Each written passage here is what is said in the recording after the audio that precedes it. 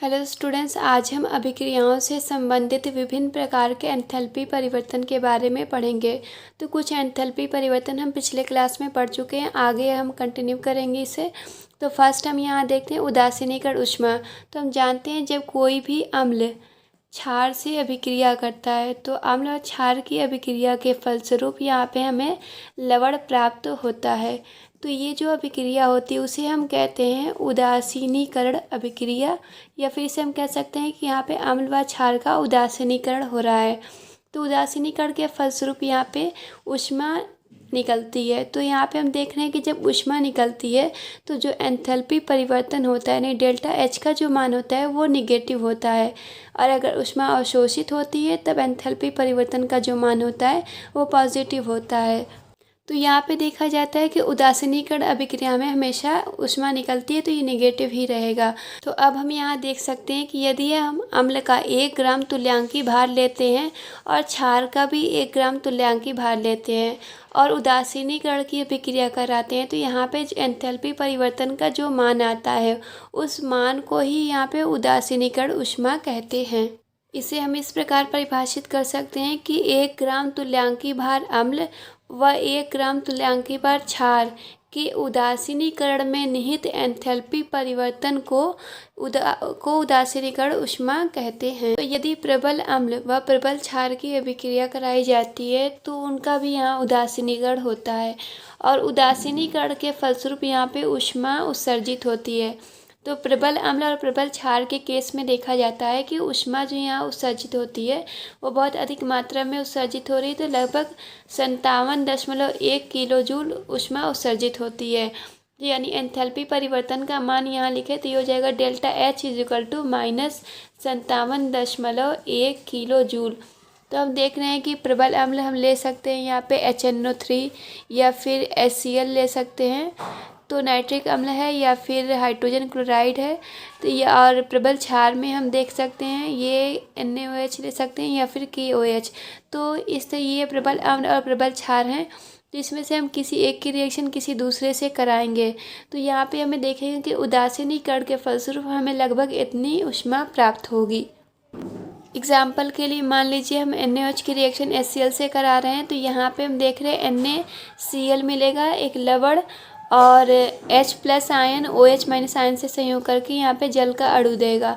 तो इस तरीके से यहाँ उदासीनीकरण अभिक्रिया हो रही है, तो यहाँ पे ऊष्मा भी उत्सर्जित होगी, यानी एंथैल्पी परिवर्तन भी कुछ होगा, और उसका जो मान होता है वो 57.1 किलो जूल होता है। तो इस तरीके से हम देख रहे हैं कि यहाँ पे जो उदासीनीकरण ऊष्मा का मान हो जाएगा इस प्रबल अम्ल और प्रबल क्षार की उदासीनीकरण के फलस्वरूप वो होगा 57.1 किलो जूल। सेकेंड हम देखते हैं विलयन की ऊष्मा। तो यदि हम पदार्थ का 1 मोल लेकर उसको जल में विलय करते हैं तो जल में विलय करने पर यहाँ पे ऊष्मा या तो अवशोषित होती है या फिर यहाँ पे ऊष्मा जो है ये उत्सर्जित होती है।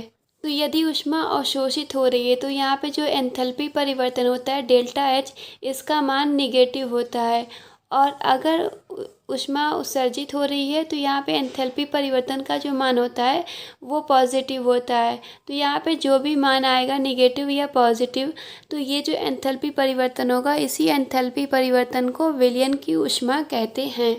इसे परिभाषित कर सकते हैं कि किसी पदार्थ के 1 मोल को जल के आधिक्य में विलय करने पर, और विलयन तब तक करते हैं जब तक कि इसका पूर्ण आयनन न हो जाए। तो इसके पूर्ण आयनन तक, पदार्थ के पूर्ण आयनन तक इसको जल में विलय करने पर तंत्र की एंथैल्पी में हुए परिवर्तन को ही यहाँ पर विलयन की ऊष्मा कहते हैं। यहाँ पर हम एग्जाम्पल ले सकते हैं, मान लेते हैं KCl ले रहे हैं, इसका 1 मोल लिए हुए हैं और इसे हम जल के आधिक्य में घोल रहे हैं। तो जल के आधिक्य को दिखाने के लिए AQ का यूज़ करते हैं। AQ का फुल फॉर्म है एक्वस, यानी जलीय माध्यम। तो KCl को अगर जलीय माध्यम में डालते हैं तो हमें यहाँ पे KCl का विलयन प्राप्त हो जाता है, और उस विलयन में KCl जो है ये आयनित हो जाता है। तो यहाँ पे हम देखते हैं कि जब ये आयनित होता है तो यहाँ पे ऊष्मा उत्सर्जित होती है। तो इसलिए जो डेल्टा एच का मान होता है वो पॉजिटिव होता है, और इसका जो मान होता है वो 18.6 किलो जूल होता है। तो इस तरीके से हम देख रहे हैं कि जब पदार्थ को हम विलय कर रहे हैं, एक मोल पदार्थ को विलय कर रहे हैं, तो यहाँ पे एंथैल्पी परिवर्तन 18.6 किलो जूल हो रहा है। तो इस अभिक्रिया के लिए विलयन की ऊष्मा हो जाएगी 18.6 किलो जूल। विलयन की ऊष्मा को यहाँ पे एंथैल्पी ऑफ सॉल्यूशन भी कहते हैं, इसलिए इसको प्रदर्शित करते हैं डेल्टा एच। एच मतलब एंथैल्पी से हो जाएगा, और यहाँ पे सॉल्यूशन के लिए SOL शॉर्ट फॉर्म में यूज़ करते हैं। और चूँकि यहाँ पे पदार्थ का एक मोल लिया जा रहा है, तो ये एक स्टैंडर्ड केस है, मानक अवस्था है, इसलिए यहाँ पे नॉट ऊपर नॉट या इस छोटा सा ज़ीरो लगा के इसको डिनोट करते हैं। थर्ड हम देखते हैं कणीकरण ऊष्मा।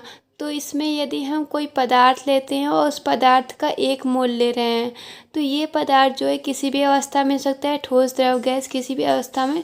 तो यदि इस पदार्थ को ये आणविक रूप में है और आणविक रूप से इसके परमाणविक रूप में हम चेंज कर दें, और साथ ही साथ जो परमाणु हो वो गैसीय अवस्था में हो, मतलब किसी पदार्थ के एक मोल को उसके गैसीय परमाणु में परिवर्तित करने के लिए परिवर्तित करते हैं, तो यहाँ पे जितना भी एंथैल्पी चेंज होगा, जहाँ जितना भी एंथैल्पी परिवर्तन होगा, उस एंथैल्पी परिवर्तन को ही इस अभिक्रिया की कणीकरण ऊष्मा कहेंगे। उदाहरण के लिए देख सकते हैं, जैसे हाइड्रोजन है, तो हाइड्रोजन गैसीय अवस्था में आणविक रूप में है। इसका एक मोल लेकर यदि इसको हम इसके अणुओं को परमाणविक रूप में चेंज कर दें, तो हमें हाइड्रोजन के 2 परमाणु प्राप्त हो जाएंगे जो गैसीय अवस्था में हों। तो यहाँ पे हम देख रहे हैं कि एंथैल्पी के मान में जो परिवर्तन होगा, उस परिवर्तन को ही यहाँ पे हम कणीकरण ऊष्मा कहेंगे, और इसका जो मान होता है इस अभिक्रिया के केस में ये होता है 435 किलो जूल। इसके अतिरिक्त हम देख सकते हैं, जैसे सोडियम है, तो ये ठोस अवस्था में सॉलिड स्टेट में रहता है। तो यहाँ पे भी हम देख रहे हैं कि ये आणविक रूप में है, तो इसको अगर हम परमाणविक रूप में, इसका परमाणविक रूप भी यही होगा, तो इसको गैसीय अवस्था में परिवर्तित कर दे रहे हैं। तो यहाँ पे जो एंथैल्पी परिवर्तन का मान होता है वो होता है 108.4 किलो जूल। तो ये जो होगा उस एंथैल्पी परिवर्तन का मान इस केस के लिए कणीकरण ऊष्मा कहलाएगा।